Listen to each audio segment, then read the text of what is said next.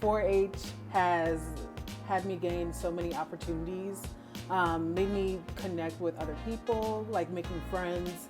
It also has taught me a lot of life skills. I would volunteer with 4-H through holiday events like Halloween, Thanksgiving, setting activities and events up for them. Also, like doing mini conferences.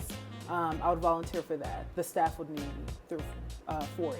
This experience has been very positive in my college journey because I started off as a volunteer and then I led into being a 4-H collegiate facilitator for the National 4-H Conference.